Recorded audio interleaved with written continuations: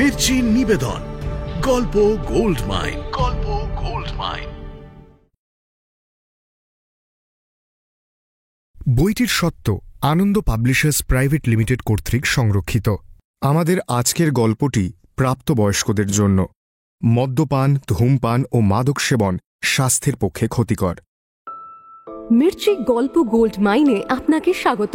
মণিমাণিক্যে ভরা বাংলা সাহিত্যের কিছু জনপ্রিয় গল্প ও উপন্যাস দিয়ে সাজানো গল্প গোল্ড মাইনে আমাদের বিশেষ নিবেদন সরঞ্জিৎ চক্রবর্তী রচিত একটি সুন্দর প্রেমের গল্প পাতা ঝরার মরশুমে। নাট্যরূপ অর্পিতা চট্টোপাধ্যায়, পর্ব পরিচালনায় দেবলীনা আচার্য, প্রযোজনায় ভিজুয়াল অডিও। মায়ের 2 বোতল রক্ত লাগবে, ব্লাড গ্রুপটাও রেয়ার। কি করব ঠিক বুঝতে পারছি না। কোন গ্রুপ তোমার মায়ের? AB negative. Then the accident proves to be a good one.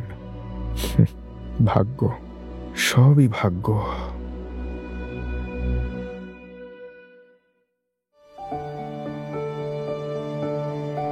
অসমাপ্ত এক বাড়ির অন্ধকার কোণে পুরুকে টেনে নিয়ে গিয়ে নিজেকে উজাড় করে তার ভালোবাসা জানিয়েছিল টাপু।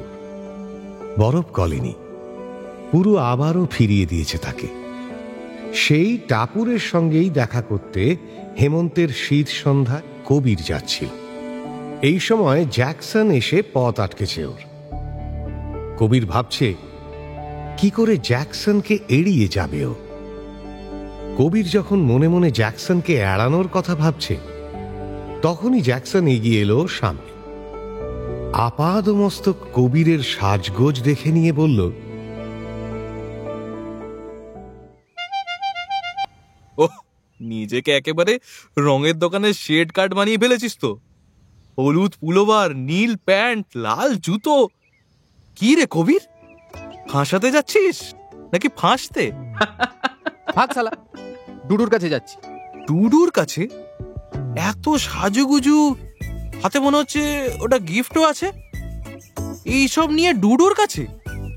কি রে, তুই ডুডুর সঙ্গে প্রেম করছিস নাকি? এত উন্নতি তোর কবে হলো রে? বলেই হ্যাঁ হ্যাঁ করে হাসতে লাগলো জ্যাকসন। কবিরের মাথা গরম হয়ে গেল। এবার তোকে কেলাবো, খালি আনসান কথা না। আমায় কেলাবি? দম আছে?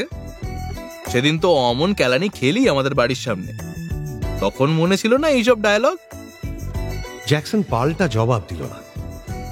সেই মারটার কথা ওঠাতে কবির চুপ করে গেল। জ্যাকসনও বোধহয় বুঝল একটু বাড়াবাড়ি করে ফেলেছে। ও বলল, কিরে, তোকে তো সেদিন রুদ্ররা মেরেছে তাই না? দাঁড়া, শুয়োরের বাচ্চাগুলোকে একবার পাই, এমন পেদাবো না হাসপাতালের বেডের প্রেমে পড়ে যাবে। সারো সব, আমি যাই। হ্যাঁ হ্যাঁ, চল চল। আরে ডুডুদের ওখানে নাচে স্কুলটায় শালা যা সব পিস আসে না, এই শীতের মধ্যে শরীরটা বেশ গরম হবে। কবিরের মনে হলো, এই রে, জ্যাকসন গেলেই তো কেলো, কি বলতে কি বলবে, খেলা শুরুর আগেই লাল কার্ড হয়ে যাবে। বলল, এই জ্যাকসন শোন না, বুঝি তুই গিয়ে কি করবি? তাতে বাড়িতে গিয়ে পড়াশোনা কর। ইকোজিওতে যা উইক তুই। মানে আমি উইক তো তোর কি? হ্যাঁ, আর ডুডুর কাছে তুই যেতে পারিস, আমি যেতে পারি না? না, আমি যাবই যাব। এই শোন না, ফালতু এই শীতের মধ্যে কেন যাবি বলতো? তাছে অন্য কোথাও যা না। মানে এই কেসটা কি বলতো? তুই আমাকে প্রস্ফুটিত হতে বলছিস কেন রে কবির? ননভেজ গন্ধ পাচ্ছি। এই তুই কি ওখানে কারোর পেছনে লাইন মারতে যাচ্ছিস? লাইন? বাক, তোর ভালোর জন্যই বলছি। আমার ভালো? সালা মজা কি? হ্যাঁ, আমি যাবই ডুডুর বাড়ি, চল। দেখ তেরি, ছেলেটা কিছুতেই শুনবে না। কবির মুহূর্তে স্থির করে নিল ব্যাপারটা। ভাবল, আর দেরি করা ঠিক হবে না, এবার যেতেই হবে। জ্যাকসন এখন চলুক, ওখানে গিয়ে না হয় কোনো ক্রমে কাটিয়ে দেবো ওকে। তারপরে কবির ভালো মানুষের মতো মুখ করে জ্যাকসনকে বলল, চল তাহলে, তোর মর্জি। জ্যাকসনের সাইকেলের সামনের রডে বসে পড়ল কবি। সাইকেল চলতে শুরু করলো। নাচের স্কুলের সামনে পৌঁছে কবির দেখল বেশ কিছু মেয়ে জটলা করছে, মানে আগের ব্যাচ, অর্থাৎ টাপুরদের ব্যাচটা শেষ হয়নি এখন। বাঁচা গেল। কবির ভাবল, তবে কি ডুডুদের বাড়িতে গিয়ে একটু বসবে? মানে ওর এখানে আসাটা জাস্টিফাই করতে হবে তো। কিন্তু তার আগেই ওর হাতে খোঁচা দিল জ্যাকসন। কবির, ওই দেখ, মালটা ওই গাছের পাশে একটা মেয়ের সঙ্গে বসে গুজগুজ করছে। আলা, ডুডু পুরো ঝাড় কেস, আজকাল খালি মেয়েদের সঙ্গে গল্প করে। কবির অবাক হয়ে দেখল মেয়েদের জটলার থেকে একটু দূরে ডুডু একটা মেয়ের সঙ্গে হাত নেড়ে উত্তেজিতভাবে কথা বলছে। কি কেস কে জানে। কবির জ্যাকসনের সঙ্গে পায়ে পায়ে এগিয়ে গেল ওদের দিকে। জ্যাকসন বলে উঠল, আই বাপ, এই যে সেই মেয়েটা। সেই মেয়েটা মানে? কোন মেয়েটা? আরে কিছুদিন আগে ওর সঙ্গে কথা বলছিল ডুডু, তবে মেয়েটা বলছিল ওর লাভার আছে। লাভার থাকতেই পারে, হয়তো ডুডুর সঙ্গে এমনি কথা বলছে, কি জানি। তবে যাই বলিস, মেয়েটাকে দেখতে সলিড। থুতনির টোলটা দেখেছিস? কবির আর কথা না বাড়িয়ে এগিয়ে গেল ডুডুর দিকে। কাছে গিয়ে দেখল সুন্দর মতো মেয়েটার চোখটা কেমন ছলছল করছে। ওদের দেখেই মেয়েটা চট করে চোখের কোণে রুমাল চেপে ধরে মেয়েদের জটলার দিকে চলে গেল। কবির বুঝল সেন্টুতে আবহাওয়া পাথরের মতো ভারী। ও ডুডুর সামনে গিয়ে দাঁড়াল। দেখল ডুডুর ভুরুটায় সমস্ত পৃথিবীর যন্ত্রণা এসে জড়ো হয়েছে। সেটা কোল্যাপসেবল গেটের মতো কুঁচকে আছে। কবির কিছু বলার আগেই জ্যাকসন বলল, কি রে ডুডু, মুখে সুনামি কম্পের পরের অবস্থা কেন তোর? মেয়েটা হেভি চেটেছে নাকি তোকে? শালা তোর জন্য, আজকে তোর জন্যই কেস। সবসময় তোকে বকবক করতে হবে না? যাক কলা, আমি কি করলাম? একটা মেয়ে তোকে বাঁশ দিয়েছে, আর তার কন্টিনিউয়েশনটা তুই আমায় ফরওয়ার্ড করবি? তোমার শালা মেরে ফাটিয়ে দেবো জানোয়ার, সব জায়গায় নাক গলিয়ে দেবে। এবার কবির আর থাকতে না পেরে জিজ্ঞেস করল, কি মানে ব্যাপারটা কি? আমি তো কিছুই বুঝতে পারছি না। কি হয়েছে বলতো ডুডু? আর বলিস না কবির, এই শালা জ্যাকসনের বাচ্চাটা এমন উল্টোপাল্টা বলেছে যে সাইকা পুরো 440 হয়ে গেছে। আমার সঙ্গে কথা বলতেই রাজি নয় ও আর। তো মানে কথা না বললে বলবে না, তুই হে দিয়ে মরছিস কেন? মানে কি বলছিস কবির? আমার রাগ হবে না? কথা না বললে আমার কি রে, হ্যাঁ এখন তোতলাচ্ছিস কেন? সালা তোমার একবেলা পরি আর একবেলা সায়কা, তো এখানে আমি বুঝবো কি করে?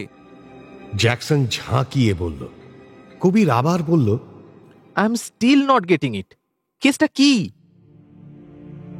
ডুডু গাছের পাশের নিচু পাঁচিলটার ওপর বসে পড়ল।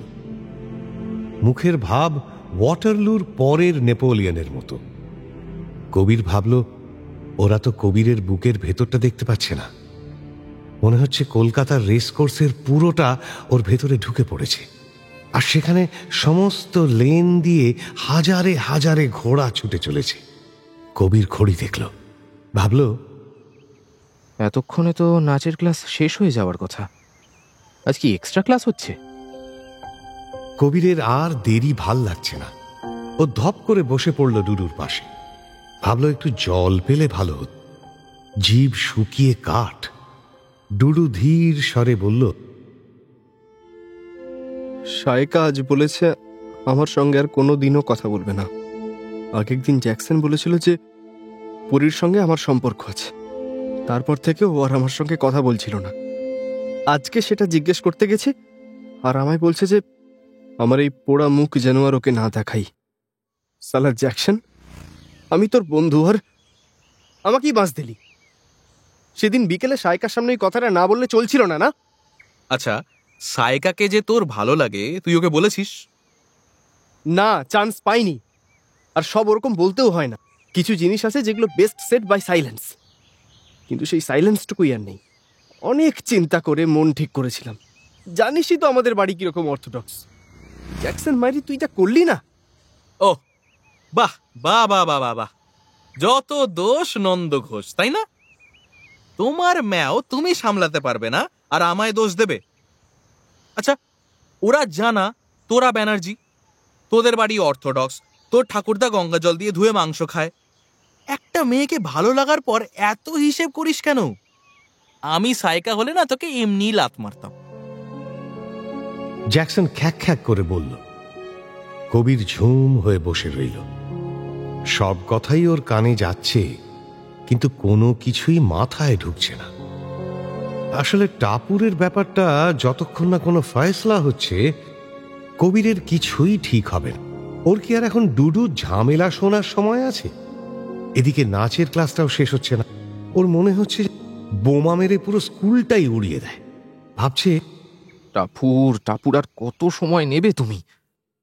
এই সময়ই কবির শুনল জ্যাকসন ডুডুকে জিজ্ঞেস করছে,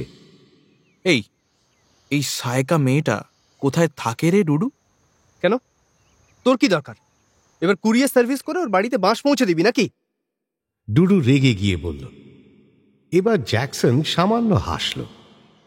আহা, রাগছিস কেন? আরে জাস্ট আউট অফ কিউরিওসিটি জিজ্ঞেস করছি, বল না। সাহেব কলোনিতে থাকে সাইকা। বাংলো নাম্বারটা কত? আরে অত জানি না, ভাগদ। এবার শোয়ার ঘর কটা, বাথরুম কটা, কোমোড না বাংলা সিস্টেম সব জিজ্ঞেস করবি নাকি? ডুডু খিঁচিয়ে উঠল। জ্যাকসন কিছু বলতে যাচ্ছিল, কিন্তু বাধা পড়ায় পারল না। আজকেও রাধা কাকু হন্তদন্ত হয়ে এসেছে। বলল, এই মাদুর, তুই এখানে দাঁড়িয়ে কি করছিস রে? হ্যাঁ, এদিকে তোর মা হন্যে হয়ে তোকে খুঁজছে। ঠাকুরের জন্য মিষ্টি কিনতে বেরিয়ে তো আর টিকিট দেখা নেই তোর। ভাবলাম বুঝি মিষ্টি বানাতেই বসে গেলি নাকি। একটা কাজ যদি তোকে দিয়ে হয়, গরু খোঁজা খুঁজে তবে তোকে এখানে পেলাম। যা করিস না তুই। চল বাড়ি চল। ঠিকই তো, গরুকে গরুর মতোই খুঁজতে হবে। ভাগদ, ভাগ তুই। অপয়া কোথাকার। আবার পয়া অপয়া শুরু করেছিস। তোর ব্রেনের ম্যালফাংশনটা এবার কাটাবার বন্দোবস্ত কর ডুডু। নিজে ভুলভাল করবে আর দোষ দেবে অন্যদের। বাহ, আর তুই পারিসও লেবুকে তেতো করতে। কোথায় ভাবলাম এখানে এসে একটু মজা হবে, না তুই ঝামেলা শুরু করলি। কবির দেখল রাধা কাকু কিছু না বুঝে এর ওর মুখের দিকে তাকাচ্ছে। কিরে, নিজেদের মধ্যে ঝগড়া করছিস কেন? একসঙ্গে পড়িস, একসঙ্গে খেলিস। আরে বাবা, এরকম করলে তো টিম স্পিরিটে প্রভাব পড়বে। তোদের বডি ল্যাঙ্গুয়েজ চেঞ্জ হয়ে যাবে। তোদের টিমের থিঙ্ক ট্যাঙ্কের ব্যাপারে কিছু করা উচিত। নঙ্গি হাই যদি হেরে যায় তবে তো রাস্তায় মুখ দেখাতে পারবো না আমরা। এবার জিততেই হবে তোদের, মনে রাখিস। তোদের টিম ম্যানেজমেন্টের এক্ষুনি এ ব্যাপারে একটা স্টেপ নেওয়া উচিত। নিজেদের মধ্যে এত খেয়েই থাকলে চলে? কবিরের এবার অসহ্য লাগছে সবকিছু। একেই নাচের টিউশন শেষ হচ্ছে না, তার উপর ডুডু জ্যাকসনদের ঝামেলা, আর সব শেষে রাধা কাকু। আজকাল একটা প্রবণতা খুব দেখা দিয়েছে। ভ্যানওয়ালা থেকে টপ এক্সিকিউটিভ সবাই এইসব body language, team spirit, think tank কথাগুলো সব সময় বলে, যেন তাতে সবটাই খুব গ্র্যাভিটি পায়। এসব ক্রিকেটের ফল। আর সবচেয়ে হাইট হলো রাধা কাকুর শেষ কথাটা, টিম ম্যানেজমেন্ট। যেন ন্যাংটো খোকার গলায় টাই। একটা মফস্বলের স্কুল, আর তার একটা সামান্য ফুটবল টিম, আর তার আবার টিম ম্যানেজমেন্ট। কবির ভাবল এ আর নেওয়া যাচ্ছে না, এবার একটা কিছু বলতেই হয়। পাঁচিল থেকে উঠে দাঁড়িয়ে বলল, কি রে জ্যাকসন, বাড়িতে কাকিমা ডাকছে, যা। রাধা কাকু এত কষ্ট করে তোকে খুঁজে বের করলো আর তুই এখানে হ্যাজাচ্ছিস? হ্যাঁ, চল চল চল বাপু, আর দেরি করা ঠিক নয়। তবে আমার কথাগুলো কিন্তু মাথায় রাখিস। কবির হ্যাঁ হ্যাঁ করে জ্যাকসনকে সামান্য ঠেলল যাওয়ার জন্য, কারণ ও দেখতে পেয়েছে নাচের স্কুল থেকে একটা দুটো করে মেয়ে বেরোচ্ছে। টাপুরও যে কোনো সময় বেরিয়ে আসবে। ও চায় না জ্যাকসন আর থাকুক। ডুডুকে যে কি বিপদে ফেলেছে ও। কিন্তু জ্যাকসন সত্যি আর দাঁড়াল। রাধা কাকু আর ও চলে গেল।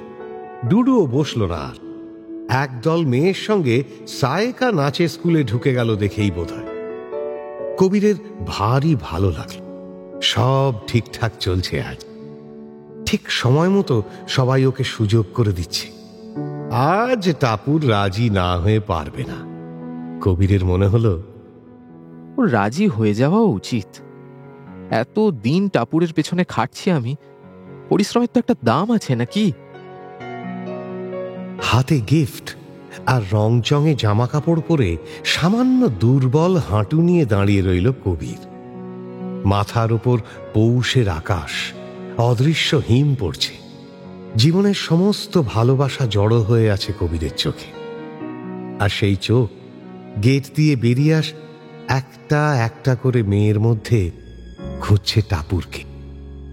অবশেষে চোখ খুঁজে পেল। হঠাৎ কামিনী ফুলের গন্ধ কোত্থেকে এসে যেন ঝাপটা মারল মুখে। আর সমস্ত দৃশ্যই তুচ্ছ, ঝাপসা হয়ে গেল ক্রমশ। কবির দেখল ছোট্ট একটা ব্যাগ নিয়ে বেরিয়ে আসছে টাপুর। কবির তক্ষুনিও সামনে গেল না। ও দেখল টাপুর দু চারটে মেয়ের সঙ্গে সামান্য একটু কথা বলল। তারপর একবার হাত ঘড়িটা দেখল। কবির ঠিক এইখানে টাপুরের সঙ্গে কথা বলতে চায় না। ও চায় টাপুর যখন এখান থেকে বেরিয়ে পাড়ার ভেতরে অপেক্ষাকৃত ফাঁকা রাস্তায় যাবে সেখানে ওকে ধরতে। টাপুর আর দাঁড়ালো না, পাড়ার ভেতর দিয়ে হাঁটতে লাগলো। কবির জানে ওই রাস্তাটা টাপুরের বাড়িতে যাওয়ার জন্য শর্টকাট। কবির তবু যেন নড়তে পারছে না। কে যেন ওর পাটা মাটির সঙ্গে গেঁথে দিয়েছে। তবু টাপুরের পেছনে তো ওকে যেতে হবেই। কবির ধীরে ধীরে হাঁটতে শুরু করলো। পাড়ার ভেতরের রাস্তাটা এই শীতেও কেমন স্যাঁতস্যাঁতে। রাস্তাটা মিউনিসিপ্যালিটি কংক্রিটের করে দিয়েছে, তবু কোথাও কোথাও ভাঙাচোরা। এর ওর বাড়ি থেকে আলো এসে পড়ছে পথে। একটু কুয়াশাও আছে। বাটানগরের এই দিকটায় এখনো খানিকটা বাঁশঝাড়, কলাবন, কচু পাতার জঙ্গল ঘেরা পুকুর আছে। এই জায়গাটা পেরোলেই একটা পাম্প হাউস। তার আলোয় আশেপাশের অন্ধকার কিছুটা কেটেছে। ঠিক তার সামনেই টাপুরকে ধরল কবির। কার্ড, ফুল আর থরথরে বুক নিয়ে টাপুরের চোখে চোখ রাখল ও। এই মুহূর্তগুলোর জন্যই বোধহয় বেঁচে থাকে মানুষ। টাপুর অদ্ভুতভাবে তাকালো কবিরের দিকে। তারপর জিজ্ঞেস করল, তোমার ক্লান্ত লাগে না? এই যে বারবার আমার কাছে আসো, কেন আসো? যাও, চলে যাও।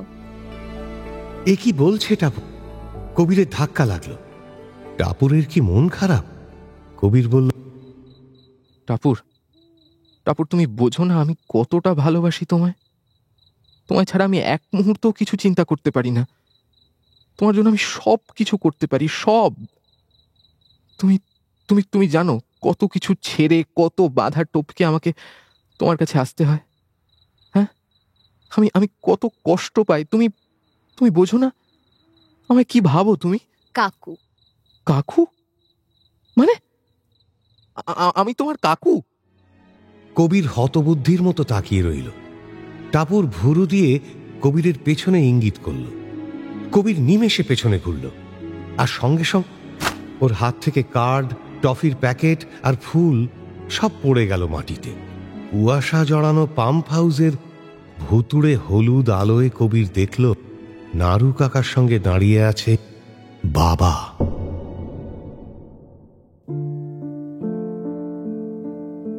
অনেক উঁচুতে ঘড়িটা উড়ছে, লাল চিলের মতো একটা ঘড়ি। একটা লাল পাখি আকাশ থেকে যেন নিষ্পলক তাকিয়ে আছে নিচে। আকাশ থেকে মাটি দেখতে কেমন লাগে জ্যাকসন জানে।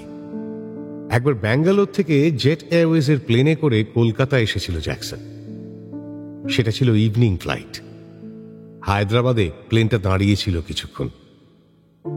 জানলার পাশে সিট নিয়েছিল জ্যাকসন। প্লেনটা যখন রানওয়েতে নামার জন্য অনেকটা নিচে নেমে এসেছিল, জ্যাকসন অবাক হয়ে দেখেছিল আলোর এক শহর, যেন দীপাবলির রাত। সেরকম দৃশ্য আর কোনো দিন দেখেনি। এখনো মাঝে মাঝে রাতের বেলায় ওদের বাড়ির ছাদে গিয়ে দাঁড়ালে ওর মাথার ওপর যেন সেই রাতটাই ফিরে আসে। অসংখ্য তারার আলো দেখে মনে হয় কে যেন সারা আকাশটায় একটা একটা করে প্রদীপ জ্বালিয়ে রেখেছে। আজ লাল ঘড়িটা দেখে হঠাৎ সেই কথাগুলো মনে পড়ে গেল জ্যাকসন। কিন্তু কেস কি? হ্যাঁ, এত ফিলোসফির লক্ষণ তো ভালো নয়। এইসব রোগ তো ডুডু কবিরদের আছে। তবে কি সঙ্গদোষ? অবশ্য হবে নাই বা কেন? ফিলোসফি কাতলামি শুনতে শুনতে তো কানের খোলের প্রোডাকশন রেট অনেক বেড়ে গেছে। আর হেড স্যারও পারেন বটে। কে যে ওকে বলেছিল ফুটবল ম্যাচটা দেখতে আসতে কে জানে। আরে বাবা, পড়াশোনার মানুষ, আপনি পড়াশোনায় থাকুন না, শুধু মুধু খেলা দেখতে এসে ঝামেলা পাকানো কেন? আসলে আজ খেলা ছিল, কাঠগোলা বয়েজ ভার্সেস নঙ্গি হাই স্কুল। পুরো এই খেলাটা আয়োজনের কথা বলেছিল। খেলাটা হওয়ার কথা ছিল ডিসেম্বরের শেষে, কিন্তু খেলাটা হলো আজ 11ই জানুয়ারি। আজ ঈদ বলে স্কুল বন্ধ, আর ব্যাস হেড স্যার চলে এসেছেন মাঠে খেলা দেখতে। আর এমনই কেলো যে আজই ম্যাচটা 1 গোলে হেরে গেছে জ্যাকসনরা। স্বভাবতই বেশ মন খারাপ হয়ে আছে ওদের। পুরো একটু বেশি বিষণ্ণ। কেজিবি ওদের সব প্লেয়ারদের মাঠে নামায়নি, আর খেলায় বিশেষ গাও লাগায়। তবু বোঝা গেছে যে টিমটা ছন্দে নেই নঙ্গি হাই স্কুলের। কেজিবি অনেকগুলো ওপেন করেছিল, কিন্তু কবির একা আটকেছে সব। দিয়েগো মাঠে এসেও এই ম্যাচটায় খেলেন। তবে দিয়েগো প্র্যাকটিসে যা ফর্ম দেখাচ্ছে, জ্যাকসন জানে দিয়েগো খেললেও স্কোর লাইন একই হতো। নেহাত কবির ছিল, জান প্রাণ দিয়ে অবিশ্বাস্য সব সেভ করেছে। কোনোটা পেছন দিকে উড়ে, কোনোটায় ফুল স্ট্রেচ করে, আবার কোনোটা বিপক্ষের প্লেয়ারের পায়ের উপর ঝাঁপিয়ে পড়ে নিশ্চিত গোল বাঁচিয়ে দিয়েছে। তবে কতক্ষণ আর কুম্ভ একা একা রক্ষা করবে? ফলে 1 গোল খেতেই হয়েছে। জ্যাকসন নিজে কম ছড়ায়নি। পুরো পই পই করে জ্যাকসনকে বলেছিল শট গোলে মারতে যাওয়ার সময় 1 চোখ বন্ধ রাখতে। কিন্তু প্রতিবারই শট মারার পর জ্যাকসনের মনে হয়, যা, চোখ বন্ধ করতে তো ভুলেই গেলাম। ডুডু হাফ টাইমে জ্যাকসনের কাছে এসে জিজ্ঞেস করেছিল, কিরে জ্যাকসন, স্যার তোকে 1 চোখ বন্ধ করে শট মারতে বলেছেন না? ঠিক তাই করছিস তো? ওসব চোখ ফোক বন্ধ করতে পারবো না আমি। তারপর খেলার সময় অমন করব, আর সাইড লাইন থেকে রবিন মেমোরিয়ালের মেয়েরা এসে জুতো পেটা করুক আর কি। জুতো পেটা কেন? ওরা যদি ভাবে ওদের চোখ মারছি? পুরু স্যার ডেঞ্জারাস জিনিস, ওর কথা আমি শুনবো না বাবা। ম্যাচের শেষে এখন ওরা মাঠে বসে আছে, সামনে পুরু আর হেড স্যার। খেলার শেষে পুরু সামান্য একটু বলেছে। প্রথমে কার কোথায় ভুল হয়েছে সংক্ষেপে বলে পুরু বলেছে, তোমাদের খেলতে দেখে আজ আমার কষ্ট হয়েছে খুব, কারণ তোমরা সবাই ফুটবলটা জানো, কিন্তু কেউ ফুটবলটা খেলছো না। সবাই যে যার মতো একটা খেলা খেলছো। শোনো, ফুটবল অর্কেস্ট্রার মতো, সবাই ঠিক বাজালে তবেই মিউজিক একটা জায়গায় পৌঁছয়। আমি এই কদিন তোমাদের মধ্যে থেকে বুঝেছি যে তোমাদের সবার মধ্যেই নানা টেনশন আছে। এক্স এর সঙ্গে ওয়াই এর গন্ডগোল, বি এর সঙ্গে সি এর মুখ দেখা দেখি বন্ধ। কিন্তু ফুটবলের মাঠে নামলে সব ভুলে যেতে হয়। মারাদোনা গোলের সামনে বলটা সাজিয়ে দিত, কিন্তু বুরুচাগা বা ভালদানোকে গোল দিতে হতো। তোমরা সেই গল্পটা শোনোনি? দ্বিতীয় বিশ্বযুদ্ধের সময় একটা কনসেন্ট্রেশন ক্যাম্পে নাৎসিরা বন্দীদের সঙ্গে একটা ফুটবল ম্যাচের আয়োজন করেছিল। নাৎসিদের কয়েকজন অফিসার বন্দীদের বলেছিল যে বন্দীরা যদি ম্যাচটা ইচ্ছে করে হেরে যায় তবে বন্দীদের আর মেরে ফেলা হবে না, আর নাৎসিদের সম্মানও বাঁচবে। বন্দীদের দিয়ে ম্যাচের আগেই তাদের কবর খুঁড়িয়ে রাখা হয়েছিল, কিন্তু বন্দীরা ভয় পায়নি। তারা এক কাট্টা হয়ে নাৎসিদের দুর্মুষ করে জিতেছিল ম্যাচটা। মৃত্যু নিশ্চিত জেনেও খেলা ছেড়ে পালায়নি। যে পালায় না সেই শেষ পর্যন্ত যেতে। তোমরা কি ভেবেছো বন্দীদের নিজেদের মধ্যে মনোমালিন্য ছিল না? ছিল, খুব ছিল। কিন্তু যখন একসঙ্গে কোনো কিছু করতে হয়, ব্যক্তির চেয়ে সমষ্টিটাই প্রধান। তখন সম্মান আর খেলার চেয়ে বড় কিচ্ছু হয় না। It is not just game, it is sports. শোনো, তোমরা আরো প্র্যাকটিসে মন দাও। প্রায় সপ্তাহ 3 সময় আছে এখনো। I am sure we can pull it up together. Cheers. গোটাটা শুনে জ্যাকসনদের ভেতরে একটা চনমনে ভাব এসেছে। পুরু স্যার ব্যাপক বলে তো, এটাই কি সেই ভোকাল টনিক বা পেপ টক? সে যত টক মিষ্টি ঝালই হোক না কেন, জ্যাকসনের রক্ত গরম হয়ে উঠেছে। অবশ্য ঠান্ডা হতেও বিশেষ সময় লাগলো না। এবার হেড স্যার উঠলেন বলতে, তোমরা সব পড়াশুনো ঠিকঠাক করছো তো?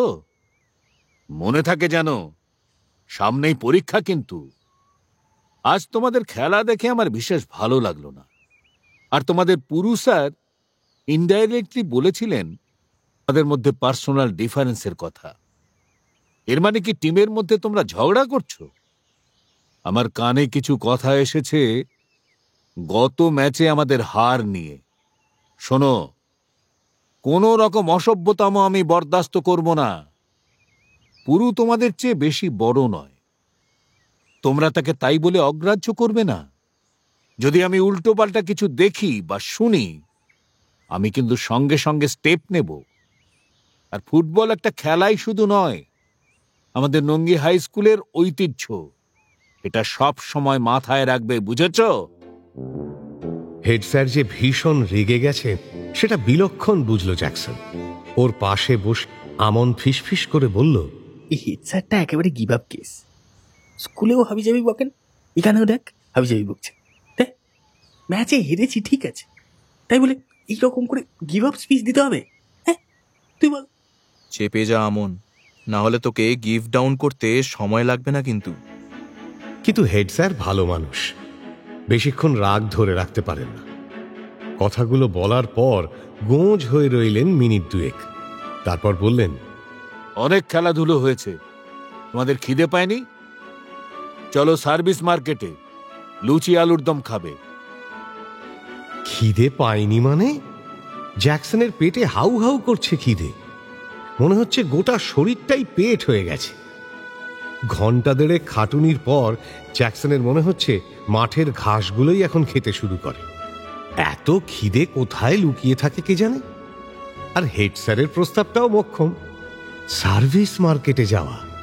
বাটানগরে এখন অনেক পিৎজার দোকান হয়েছে, পেস্ট্রির দোকান হয়েছে, কিন্তু জ্যাকসনের কেন জানে না এসব খেতে ভালো লাগে না।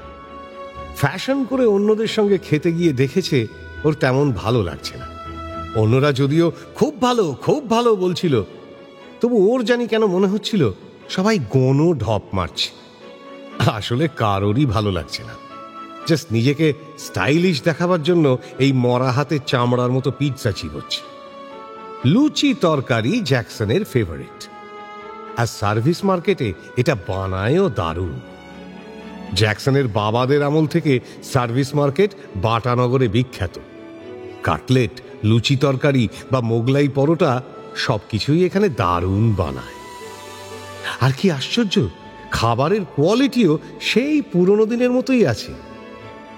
সাহেব কলোনিতে ঢোকার যে গেট, তার উল্টো দিকে একটু দূরেই বাটা বাজার নামে বাটার জুতোর দোকান আর কোঅপারেটিভ ব্যাংক। এর পেছনেই বিখ্যাত সার্ভিস মার্কেট। ছেলেবেলা থেকে এখানে খেতে এসে ওপরের সিলিং এর দিকে তাকিয়ে থাকত জ্যাকসন। কমসে কম 3 তলা অব্দি উঁচু 1 তলার সিলিং, সেখান থেকে লম্বা রড দিয়ে ঝোলানো পুরনো ডিসি পাখা। অত উঁচু 1 তলা বাড়ি জ্যাকসন শুধু সার্ভিস মার্কেটে এলেই দেখতে পেত। সেই উঁচু সিলিং থেকে ঝোলা পাখা, খাবারের হালকা গন্ধ, স্টিলের কাঁটা চামচ, সত্যি ছোটবেলা আর ফিরে আসে না। চিন্তা ছিঁড়ে গেল ডুডুর প্রশ্নে। এই জ্যাকসন, কি কেস বলতো? হেড স্যার খাওয়াচ্ছেন কেন? তো সবাই তো ঠাকুরদার মতো কিপটে নাকি, যে দেখা হলেই খাওয়ার কথা বাদ দিয়ে আন্নিক করো, মঙ্গলবার লাল জামা পরো, শুক্রবার সিনেমা দেখো না, এসব বলবে? তোর সঙ্গে কথা বলাটাই ঠিক নয়। আমায় বাঁশ দিয়ে এখন আমার ঠাকুরদার নিন্দে করছিস। মাঠ থেকে বেরিয়ে একসঙ্গে দল বেঁধে হাঁটতে শুরু করলো ওরা, যেন মিছিল চলেছে। জ্যাকসন দেখল পুরু হঠাৎ হেড স্যারের কাছে গেল। কি না, পুরু যেতে পারবে না, ওর খুব দরকারি একটা কাজ আছে। হেড স্যার কিন্তু করেও পুরুকে ছেড়ে দিলেন। জ্যাকসন মনে মনে হাসল। ও জানে পুরুর জরুরি কাজটা কি। জ্যাকসন দেখেছে সেই সন্ধে যেদিন পুরু সেই ছিনতাইবাজ তিমিরকে ধরেছিল, সেদিনই পুরুর চোখ দেখে বুঝেছিল জ্যাকসন যে স্যার এবার গেছেন। ওই চুপ করে থাকা মেয়েটা স্যারকে একদম শুইয়ে দিয়েছে। তারপর বেশ কয়েকদিন দেখেছে জ্যাকসন। মেয়েটা বিকেলের দিকে একটা নির্দিষ্ট সময় বাটা সিনেমার সামনে দিয়ে যায়। জ্যাকসন যাতায়াতের পথে দেখেছে যে সেই সময়টা পুরু সিনেমা হলের সামনে একটা চায়ের দোকানে বসে থাকে। প্রথমে ব্যাপারটাকে অতটা গুরুত্ব দেয়নিও, কিন্তু ৩-৪ দিন একই ঘটনা চোখে পড়ায় একদিন নিজের থেকে লুকিয়ে দেখতে গিয়েছিল জ্যাকসন। আর হ্যাঁ, যা ভেবেছে তাই। মেয়েটা রাস্তা দিয়ে গেল আর পুরু ড্যাব ড্যাব করে দেখল, আর মেয়েটা চলে যেতেই পুরু সাইকেল নিয়ে অন্যদিকে চলে গেল। জ্যাকসন অবাক হয়ে দেখেছিল পুরু কিন্তু মেয়েটাকে ফলো করল না। এখনো যে সেই একই কেস জ্যাকসন জানে। ও দেখল পুরু দ্রুত চলে গেল সিনেমা হলের রাস্তায়। প্রেমের ফাঁদ পাতা ভুবনে, আশ্চর্য জীবন। এই যে চারিদিকে সবাই ধপাধপ প্রেমে পড়ছে, সেটা কি বাটানগরের এত সুন্দর পরিবেশের গুণ, না এরই আরো গ্রেটার কোনো কসমিক ডিজাইন আছে? আশপাশের লোকেরা বাটানগরকে বৃন্দাবন নগর বলেই ডাকে। এমনকি নঙ্গি স্টেশন থেকে সকাল ৯:৩৩ আর সকাল 10:২৪ আপ ট্রেনকে বলা হয় প্রজাপতি এক্সপ্রেস। জ্যাকসনের জীবনে কোনো প্রেম নেই। কেন নেই অনেকবার চিন্তা করেছে ও। ২-১বার তো প্রপোজও করেছিল ২-১জনকে। অবশ্য কেউ ওকে সিরিয়াসলি নেবেই বা কেমন করে? ক্লাস 9-এ পড়ার সময় একটা ভীষণ বড় লোকের মেয়েকেও বলেছিল, তোকে আমি খুব ভালোবাসি, বিশেষ করে তোর টয়োটা করোলা গাড়িটা কেনার পর থেকে তোকে আমার আরো ভালো লাগছে। মেয়েটার উত্তর কি ছিল বলার জন্য কোনো পুরস্কার নেই। এর পরের বার এতটা কাঁচা খেলেনিও। একটা সহজ সরল মেয়ের সঙ্গে কদিন ঘুরেও ছিল, কিন্তু মেয়েটার বাবা জানতে পেরে মেয়েটাকে মারে। মেয়েটা সেটা এসে জ্যাকসনকে বলায় জ্যাকসন জ্ঞান দেখাতে ও ইমপ্রেস করতে গিয়ে কুত্তে কমিনে বলে মেয়েটার বাবাকে খুব গাল দিয়েছে। মেয়েটা পরের দিন থেকে আর কোনো যোগাযোগই রাখেনি, কিন্তু জ্যাকসনের কোনো কষ্টও হয়নি। এখনো বোঝে সেসব প্রেম ছিল না একদম। চারদিকে ২-১জন প্রেম করছে দেখে ওর ওরকম কিছু মাথায় ঢুকেছিল। এখন ভাবলে হাসি পায় ওর।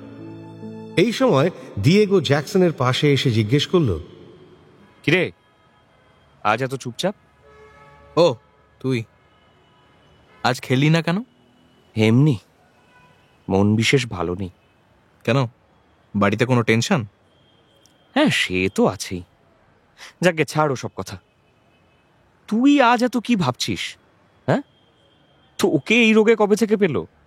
না, এমনি সার্ভিস মার্কেট শুনে কটা কথা মনে পড়ে গেল। বাবা, তোর এসব হয় নাকি? জ্যাকসন উত্তর না দিয়ে হঠাৎ দাঁড়িয়ে পড়ল। পাশেই একটা ক্যাসেট সিডির দোকান। সেখানে একটা গান বাজছে, হিন্দি। কজরারে তেরে কারে কারে নয়না। গুরু কি গান দিয়েছে! হঠাৎ চিৎকার করে উঠল জ্যাকসন। ঐশ্বর্য রায়কে ওর এক ঘর লাগে, আর গানটাও ফাটাফাটি। স্থান কাল ভুলে ও হঠাৎ গানের সঙ্গে গলা মিলিয়ে চিৎকার করে গেয়ে উঠল। ওর আচমকা চিৎকারে সবাই থতমত খেয়ে গেল। একটা নেড়ি কুকুর ঘুমোচ্ছিল, সে ছিটকে উঠে রাস্তার অন্যদিকে চলে গেল। কিন্তু জ্যাকসনের সেসব হুঁশ নেই, ও নেচে যাচ্ছে। ওর হুঁশ হলো হেড স্যার ওর কান ধরাতে। এক রাস্তা লোক যার ৭৫% ওকে চেনে, তাদের সামনে হেড স্যার ওর কান ধরলেন। তারপর কড়া গলায় বললেন, রাস্তার মধ্যে কি অসভ্যতা! স্কুলের নাম সব দিক থেকে না ডোবালেই হচ্ছে না। এই তোমার রুচি? রুচি উন্নত করো, বুঝেছ? রুচি উন্নত করো। প্রায় সার্ভিস মার্কেট এসে গেল। একদিকে সেখানকার লুচি আলুর দম, অন্যদিকে হেড স্যারের কানমোলা। জ্যাকসন একবার ভাবল না খেয়ে চলে যাবে, কিন্তু লুচিটা খুব টানছে ওকে। ও চুপচাপ দোকানে ঢুকে গেল। দেখলো হেড স্যারকে দোকানে খুব খাতির করছে, কারণ 1, উনি নঙ্গি হাইয়ের হেডমাস্টার, 2, উনি এই দোকানের নিয়মিত খদ্দের, আর 3, সবচেয়ে গুরুত্বপূর্ণ হলো দোকানটা স্যারের ভাই কিছুদিন হলো কিনেছে। স্যার ওদের বসিয়ে কাউন্টারে গিয়ে বসলেন। এই 14 জনকে 4টে করে লুচি আর আলুর দম দাও, স্পেশাল ভাবে তৈরি করবে। এরা সব আমার ছাত্র কিন্তু। জ্যাকসন মাথার উপর তাকাল। সেই অনেক উঁচু সিলিং, লম্বা রড দিয়ে ঝোলানো ডিসি পাখা। শুধু শীতকাল বলে পাখাগুলো বন্ধ। এরই মধ্যে লুচি আলুর দম এসে গেছে। এদের সবকিছুই ফাটাফাট, কিন্তু লুচিতে কামড় দিয়ে নাক কুঁচকে গেল জ্যাকসনের। এই কি তৈরি করেছে আজ? তেলচিটে গন্ধ, তার উপর রাবারের মতো লুচি। ও বুঝল হুড়োহুড়ি করে ঠান্ডা লুচি গরম করে দিয়েছে ওদের। সব স্টুডেন্টরা ওর মুখের দিকে তাকাচ্ছে। জ্যাকসন অবাক হয়ে দেখল স্যার দিব্যি ওগুলো খেয়ে চলেছে। একবার মুখ তুলে বললেন, বাহ, চমৎকার হয়েছে, তাই না? জ্যাকসন আর পারল না, দুম করে প্লেটটা সরিয়ে উঠে দাঁড়াল। বলল, স্যার, এগুলো এগুলো লুচি, ভালো লুচি। আপনার তো ভাইয়ের দোকান স্যার, বলুন লুচি উন্নত করতে। জ্যাকসন আর দাঁড়াল না, দোকান থেকে বেরিয়ে গেল। না, আরো রাস্তার মধ্যে ওর কান ধরে ওর রুচি উন্নত করতে বলে ঠেলা সামলা। জ্যাকসন জানে ওর একটা কাজ করার আছে, আর সেটা ওকে করতে হবে একদম একা। কেউ সেটা জানুক ও চায় না। ওর ঘটানো গন্ডগোল ওকেই মেটাতে হবে। জ্যাকসন হাঁটতে লাগলো সাহেব কলোনির গেটের দিকে। ওকে দেখে সাহেব কলোনির গেটের দারোয়ানটা বেরিয়ে এলো গুমটির বাইরে। জ্যাকসনকে জিজ্ঞেস করলো, এই, কোথায় যাবে তুমি? লোকটার নেহাত বয়স হয়েছে, তাই তুমি বলাটা জ্যাকসন মনে মনে ক্ষমা করে দিল। জ্যাকসন চুপ করে আছে দেখে লোকটা আবার একই প্রশ্ন করল। জ্যাকসন এবার বলল, সায়কার বাড়ি যাব, ওকে বলুন মেঘাদি আমায় পাঠিয়েছে। সায়কা মানে জানা বাবুর মেয়ে? দাঁড়াও, ওদের ফোন করে একবার জিজ্ঞেস করে নি। লোকটা সায়কাদের বাড়িতে সিকিউরিটি ফোন থেকে ডায়াল শুরু করল। 5 মিনিটের মধ্যে গেট দিয়ে বেরিয়ে এলো সায়কা। আজ সামনে থেকে ভালো করে দেখে বুঝলো ডুডু কেন অত আপসেট হয়ে আছে। এই মেয়েগুলোর জন্যই ট্রয়ের যুদ্ধ হয়। জ্যাকসনের মনে হয় ভগবানের উচিত এক্ষুনি এই টাইপের মেয়ে তৈরি করা বন্ধ করে দেও। সায়কা গম্ভীর আর বিস্ময় মেশানো গলায় বলল, মেঘাদি তোমায় পাঠিয়েছে? জ্যাকসন দেখল দারোয়ানটা আবার গুমটিতে ঢুকে গেছে। আশেপাশে কেউ নেই। ও বলল, না, মেঘাদি পাঠায়নি। ওটা না বললে তুমি আমার সঙ্গে দেখা করতে না। তবে কি চাও তুমি? দেখো, আমি জানি তুমি ওই বাজে ছেলেটার বন্ধু। আমি তোমার সঙ্গে কোনো কথা বলতে চাই না। তাছাড়া আমার প্যাকিং করার আছে। প্যাকিং? কেন, মানে কিসের? কাল আমরা দিল্লি যাচ্ছি। আমার দিদা খুব অসুস্থ, 2-3 সপ্তাহের আগে ফিরবো না। জ্যাকসন ভাবল কথাগুলো সায়কা ওকে বলছে কেন, যাতে ঠিক জায়গায় কথাগুলো পৌঁছে যায়।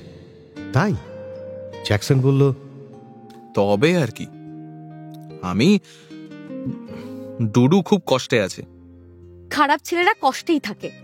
না মানে তোমাদের ভুল বোঝাবুঝি হয়েছে একটা। ভুল বোঝাবুঝি? কেন, কিসের ব্যাপারে? ও পরীর সঙ্গে যেখানে খুশি ঘুরতে পারে। আই কেয়ার আ ড্যাম।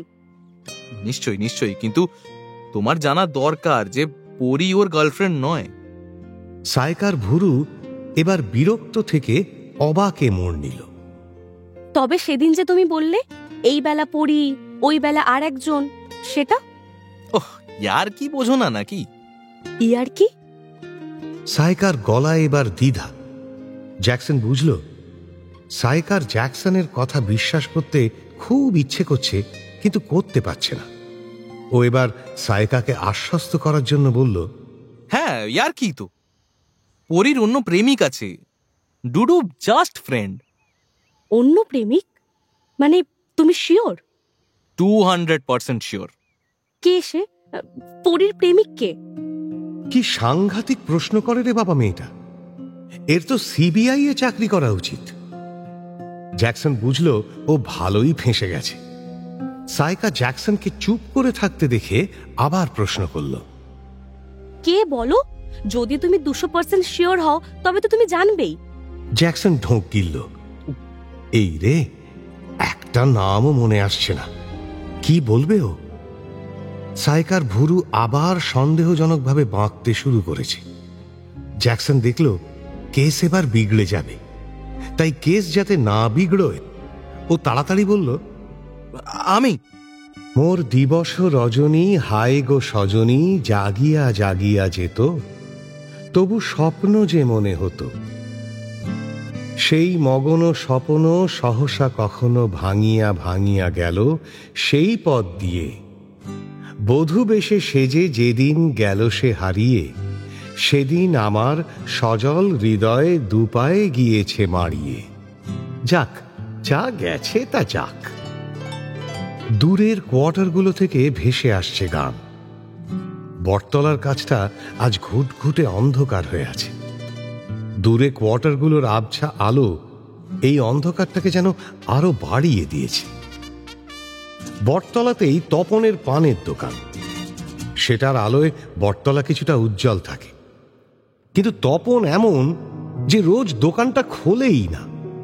আজ সেই রকমই একটা দিন। অন্ধকারে মাফলারে কান মাথা ঢেকে বসে থাকতে নিজেকে ভূতের মতো লাগছিল পুরো। তার উপর এই গান। কি সহজেই সলিল চৌধুরী বলেছেন, যা গেছে তা যাক। কিন্তু অত সহজে কি ছেড়ে দেওয়া যায়? অন্তত পুরু তো অত সহজে কিছু ছেড়ে দিতে পারে না। কুশ এতক্ষণ পাশেই ছিল, কিন্তু ওর সিগারেট ফুরিয়ে যাওয়ায় মল্লিক বাজারের মোড়ে গেছে কিনতে। যাওয়ার আগে গালাগালি করছিল তপনের দোকানটা বন্ধ থাকায়। এবার শীতটা জব্বর পড়েছে, নিঃশ্বাস ফেললেই নাক দিয়ে ধোঁয়া বেরোচ্ছে। পুরো একটু কোঁকড়ে বসল, হাত দুটো গরম করার জন্য উইন্ড চিটারের পকেটে ঢুকিয়ে দিল। এই ঠান্ডা আর সহ্য হচ্ছে না পুরুর। এমনিতেই শীতকালটা ওর ভালো লাগে না, তার উপর এবারের শীতটা তো অসহ্য। একটা মেয়ে, মাত্র একটা সরল চোখের মেয়ে, গোটা শীতকালটাকে বিষাক্ত করে দিয়েছে।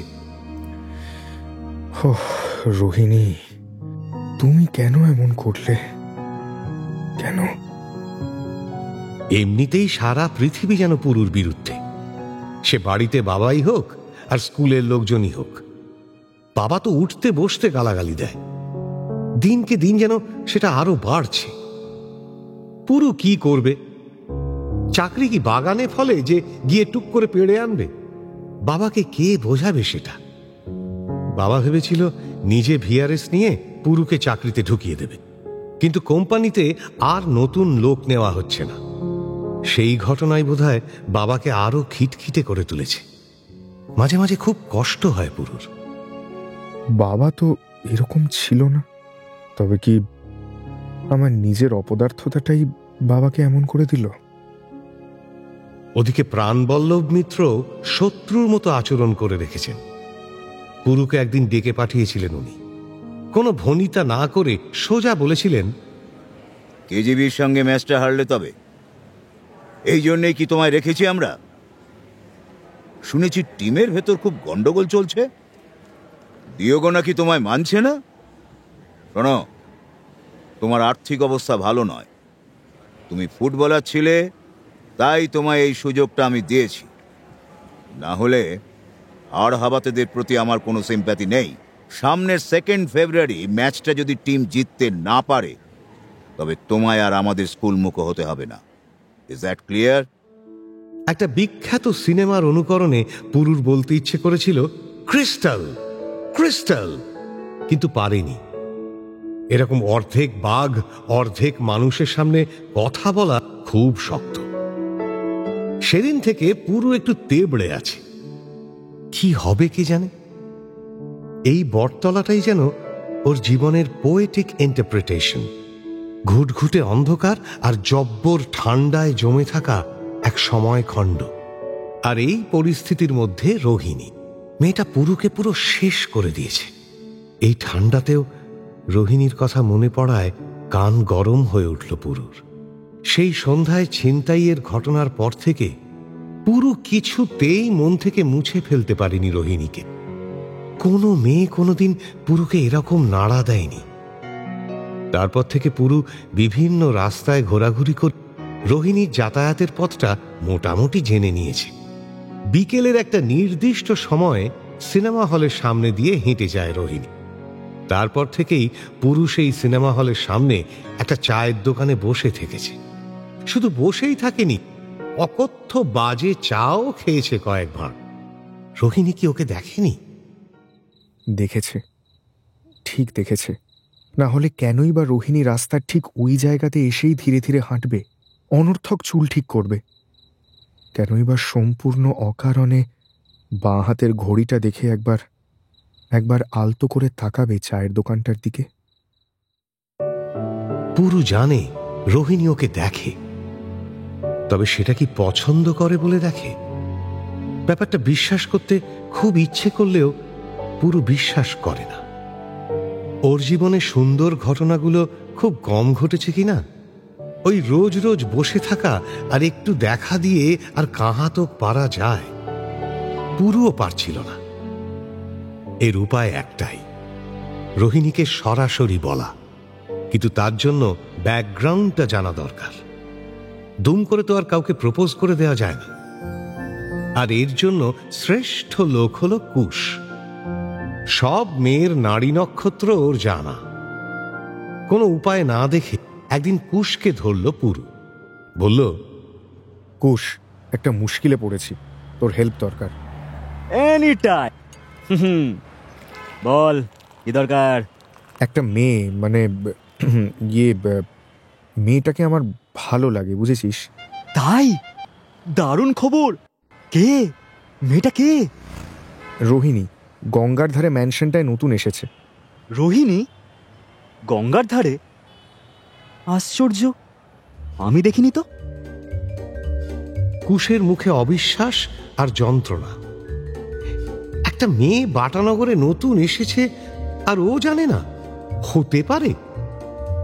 পুরো মুখ চুন করে বিস্তারিতভাবে কুশকে বলল সেই ছিনতাইয়ের ঘটনা, রোহিণীর কথা, ওর বোনের কথা। এও বলল যে ওরা ওকে নেমন্তন্ন করে রেখেছে ওদের বাড়ি যেতে।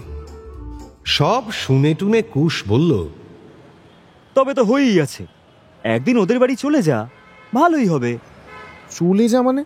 মামার বাড়ি নাকি যে দুর্গাপুজোয় ঘুরতে যাব? কেন, নেমন্তন্ন তো করেই রেখেছে, একবার গিয়ে পড়তে পারলেই তো হয়। ফালতু বকিস না তো, সে তো ভদ্রতা করে যেতে বলেছে। ওতে কারো বাড়ি যাওয়া যায় নাকি? যায় না। তবে কি শালা তোমাকে নেমন্তন্নের কাঠ ছাপিয়ে নেমন্তন্ন করবে? শোন, পেটে খিদে মুখে লাজ নিয়ে প্রেম করতে নেমেছিস, পিছনে দম নেই, দমকল সাজতে গেছে। কুশও গরম হয়ে জবাব দিল। পুরু দেখল ব্যাপারটা হাতের বাইরে বেরিয়ে যাচ্ছে। ও কুশকে খোসামত করার গলায় বলল, আহা, খুঁজে যাচ্ছিস কেন? প্লিজ একটু খবর নে না মেয়েটা সম্বন্ধে, প্লিজ। তোকে তো ওর ওয়্যারঅ্যাবাউটস সবই বললাম, বল। পুরুর গলায় এমন কিছু ছিল যে কুশ আর ফেলতে পারল না ওর অনুরোধ। শুধু মুচকি হেসে বলল, শালা পথে এসো, মেয়ের নামে লাল পড়ছে। ঠিক আছে, যা, খবর দিয়ে দেবো। কুশ খবর দিতে পারেনি। কয়েকদিন আগেই এইরকমই এক সন্ধ্যায় এসেছিল কুশ। মুখের ভাবটা একটু নিরাশাজনক। ও এসেই বলল, শালা কোন বাড়ির মেয়ে পছন্দ করেছিস তুই? ওহ, বাড়ি না স্টালিনের আয়রন ওয়াল? গঙ্গার কাছে যে ব্যাপক ম্যানশনটা না, ওরকম খণ্ডহর টাইপের আর্ট ফিল্ম মার্কা বাড়িকে পুরো পেন্ট হাউস বানিয়ে ছেড়েছে। অবশ্য ভেতরে ঢুকতে পারিনি, বাইরে থেকে উঁকি ঝুঁকি মেরেই বুঝেছি দারুণ বাড়ি। আর তোর রোহিণী, গুরু দারুণ জিনিস। ওরকম ফিগার, অমন স্কিন টোন, শালা শোকেসেই এত, গোডাউনে না জানি কত দারুণ জিনিস আছে। দারুণ বাড়িতে ছিপ ফেলেছিস। তবে এটুকুই, এর বেশি কিছু খবর পাইনি। একেতেই ওরা নতুন এসেছে, তার ওপর প্রচুর বড় লোক, ঠাকুর চাকরে বাড়ি ভর্তি, আর সে মালগুলো হেভি ট্যাটা, কিছুতেই কোনো কথা বলে না। বাইরের কোনো লোকও যায় না ওদের বাড়িতে। জানি না গুরু, এ মেয়েকে তুই কিভাবে তুলবি।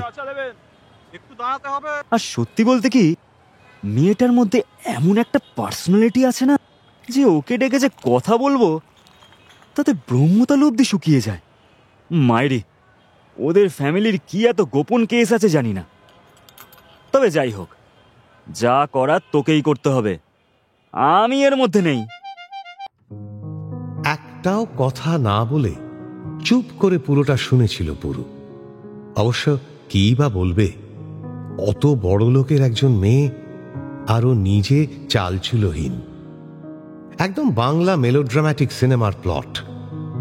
তবে কি সত্যি আর্ট ইমিটেটস লাইফ?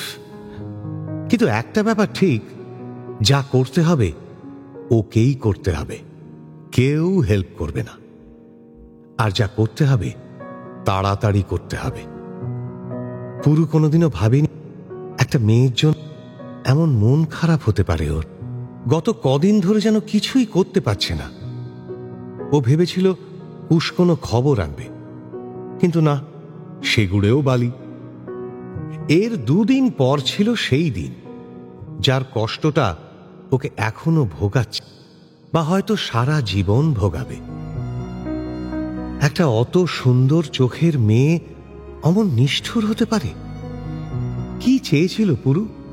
সামান্য একটু কথা বলতে, সামান্য একটু নিজের কথাটা জানাতে। সেদিনও বিকেলে পুরু চায়ের দোকানে বসেছিল। সেই একঘেয়ে শীত, অকথ্য চা আর রুক্ষ একটা সূর্যাস্ত। রোহিণীর আসতে একটু দেরি হয়েছিল সেদিন। পুরু সেদিন আর শুধু দেখেই চলে যায়নি, ও পিছু নিয়েছিল মেয়েটার। বাটা সিনেমার পর সামান্য এগোলে মল্লিক বাজারের মোড়, তার ডান দিকের রাস্তা দিয়ে সোজা যেতে হয় গঙ্গার পাড়ে। রোহিণীর যাওয়ার পথও সেটা। এই পথের দুপাশে সবুজ মাঠ, তাতে নানা রকম বড় বড় গাছ। সন্ধে হলেই এই গাছগুলোর আশেপাশে কুঞ্জবন গড়ে ওঠে। এখন থেকেই সেখানে জোড়া ছেলে মেয়েদের ভিড় বাড়তে লেগেছে। কিন্তু পুরুর সেদিকে কোনো খেয়াল নেই। ও শুধু মেয়েটাকে নিজের মনের কথা বলতে চেয়েছিল। আর তাই বহুব্রীহি ক্লাবের কাছে রাস্তা একটু ফাঁকা পেতেই রোহিণীর একদম সামনে গিয়ে দাঁড়িয়েছিল পুরু। চমকে গেলেও কি মেয়েদের সুন্দর লাগে? সব মেয়েদের কথা বলতে পারবে না পুরু, কিন্তু এ মেয়ের ব্যাপারটা সেরকমই। পুরু লক্ষ্য করেছিল রোহিণীর মধ্যে একটা অপ্রস্তুত ভাব, খানিক বিরক্তিও কি, কে জানে। পুরু থরথর করে কাঁপছিল। ওর মনে হচ্ছে পায়ে বুঝি একদম জোর নেই। কুশের কথা মতো সত্যিই ব্রহ্মতালু শুকিয়ে গিয়েছিল ওর। তবু জীবনের সমস্ত সাহস আর ভালোবাসা এক জায়গায় এনে বলেই ফেলেছিল পুরু। পাতা খসে পড়ার মতো শান্ত কিন্তু নরম শব্দের মতো শুরু করেছিল পুরু। রোহিণী, তুমি কি আমায় চিনতে পেরেছ? আমি পুরু। অনেক দিনের সাহস জমিয়ে নিয়ে আমি তোমার কাছে এসেছি। তুমি জানো যে তোমায় একদিন না দেখলে আমার মন খারাপ হয়। সকালে ঘুম থেকে উঠে প্রথমে তোমার মুখটাই মনে পড়ে। দেখো, আমি জানি না এর কোনো অর্থ হয় কিনা, জানি না তোমার কাছে এর কোনো গুরুত্ব আছে কিনা, কিন্তু এই কথাগুলো তোমায় না বলে আমি থাকতে পারছিলাম না। তুমি কি একটু ভাববে ব্যাপারটা নিয়ে? দেখো, আমি খুব সাধারণ বাড়ির ছেলে, চাকরি বাকরিও তেমন কিছু করি না। জানি আমার মতো ছেলেদের প্রেম টেমের কোনো অধিকারই নেই, তবু তুমি কি একটু ভেবে দেখবে? আমি তোমাকে খুব ভালোবাসবো রোহিণী। তুমি কি আমায় তোমাকে ভালোবাসতে দেবে রোহিণী? পুরুর ভেতরে যে এতটা আবেগ ছিল ও নিজেও কল্পনা করতে পারেনি। কিন্তু পুরু যতক্ষণ কথা বলছিল রোহিণী একবারও ওর দিকে তাকায়নি, মাথা নিচু করে দাঁড়িয়েছিল, এমনকি একটা কথাও বলেনি। পুরুর কথা শেষ হওয়ার পর বড় বড় চোখ তুলে ওর দিকে তাকিয়েছিল একবার, তারপর পাশ কাটিয়ে চলে গিয়েছিল ওর বাড়ির পথে। ওই বড় বড় চোখ, ওই শান্তভাবে হেঁটে চলে যাওয়া, একটা কথাও না বলা, এসবের কি মানে করবে পুরু? কিন্তু এর যাই মানে হোক, প্রচন্ড খারাপ লেগেছিল পুরুর। ভেবেছিল একটা কথাও বলল না, এত অহংকার। এই অপমান কি প্রাপ্য ছিল পুরুর? সেদিনের পর থেকে প্রচন্ড খারাপ লাগছে পুরুর, নিজেকে খুব ছোট মনে হচ্ছে। ভাবছে কথাগুলো ওভাবে না বললেই হতো, কি দরকার ছিল গাল বাড়িয়ে থাপ্পড় খাওয়ার। শিক্ষা আর হয় না আমার। বটতলার এই ঘুটঘুটে অন্ধকারে বসে এই সব কথাই এখন মনে পড়ছে পুরুর, আর যত ভাবছে ততই মন মেজাজ তেতো হয়ে যাচ্ছে।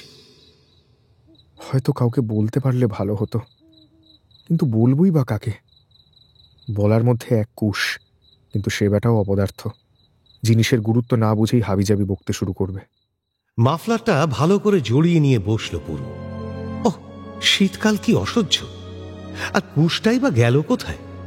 সিগারেট কিনতে তো এত সময় লাগে না। তবে কি বাড়ি চলে যাবে পুরু? কিন্তু তাও ইচ্ছে করছে না। চুপ করে বসে থাকলো পুরু। কুশ আসুক, যেমনই হোক, কুশোর বন্ধু তো। দূর থেকে একটা চাপা মোটর বাইকের আওয়াজ পেল পুরু, চিনতে পারল এ হলো কুশের মোটর বাইক।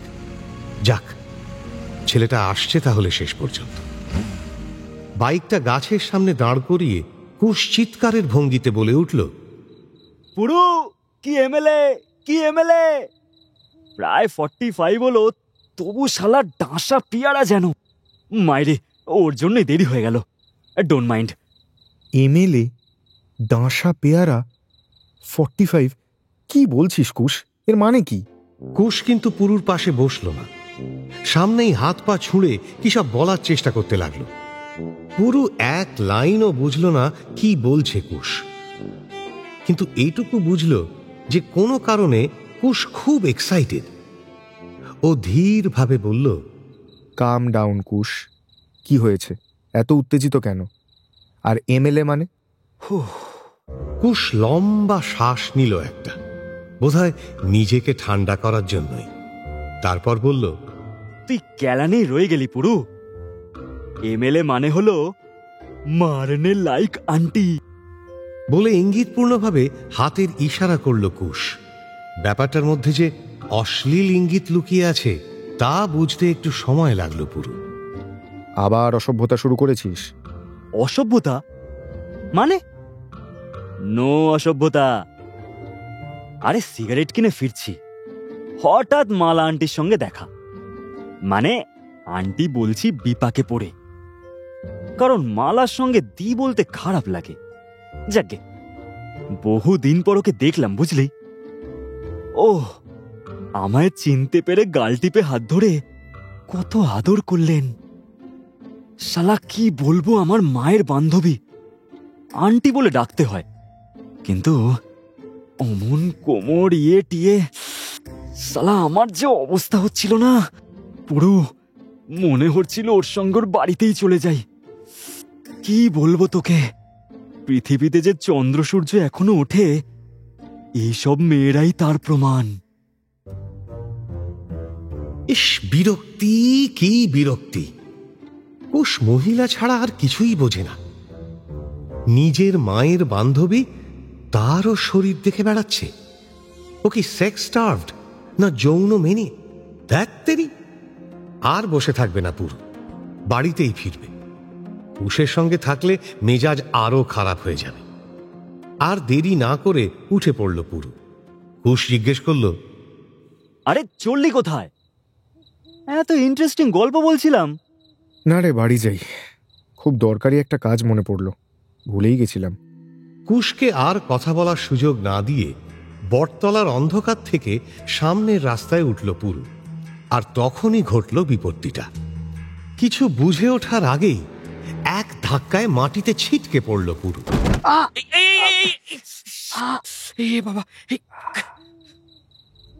কিছুক্ষণের জন্য সবকিছু কালো হয়ে গেল চারিদিক।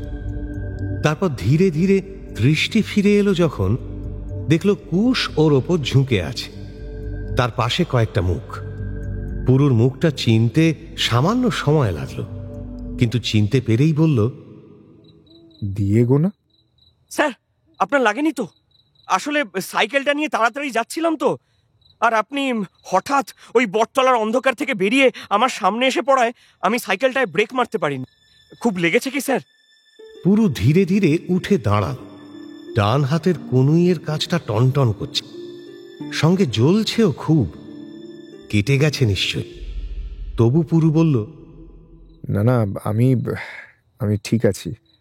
তুমি এত হুড়োহুড়ি করে কোথায় যাচ্ছ? দিয়েগো খানিক চুপ করে থাকল, তারপর আস্তে আস্তে বলল, স্যার, খুব বিপদে পড়েছি, কি করব বুঝতে পারছি না। কেন, কি হয়েছে? কথা বলতে গিয়ে দিয়েগোর গলাটা সামান্য কেঁপে গেল। স্যার, মায়ের 2 বোতল রক্ত লাগবে।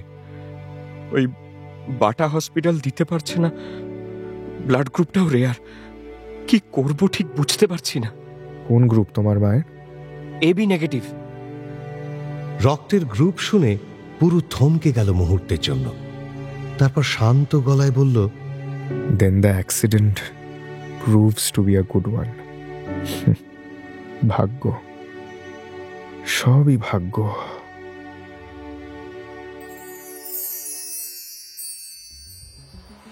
হঠাৎ এরকম বলল কেন পুরু? অ্যাক্সিডেন্ট ভালোর জন্য হয় নাকি? কি ভালো হবে দিয়েগোর? তার মা যে মৃত্যুর সঙ্গে লড়ছে। দিয়েগোর জীবনের এই চরম বিপদের সময় পুরুর এই প্রতিক্রিয়া কি দিয়েগোকে আরো দূরে সরিয়ে দেবে পুরুর থেকে? ওদিকে জ্যাকসনের বলা মিথ্যে কি শুধরে দিতে পারবে তার ভুল? ডুডু সাইকা কি আবার আসবে কাছাকাছি? রোহিণী বা পুরুকে কোনো উত্তর দেয়নি কেন?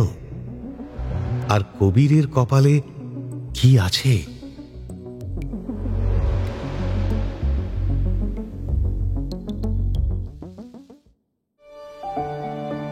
পাতা ঝরার মরশুমে উপস্থাপনায় শিবাশিস বন্দ্যোপাধ্যায়, নাট্যরূপ অর্পিতা চট্টোপাধ্যায়, পর্ব পরিচালনায় দেবলীনা আচার্য, মুখ্য চরিত্রে গল্প পাঠে Shekhar, Puru Mirchi Agni, head sir Shekhar Das, Jackson Anwesh De, Kush Kushal Bhattacharya, Tapur Shreyashi Bandyopadhyay, Dudu Soumya Chatterjee, Kabir Sayantan Ghosh, Diego Ritabrata Mukherjee, Saika Susmita Sardar, Radha কাকা রূপন দাশগুপ্ত।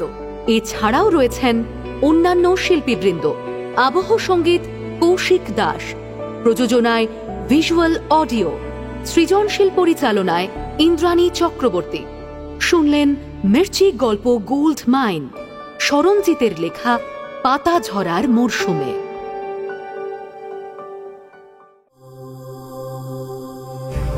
মির্চি নিবেদন, গল্প গোল্ড মাইন।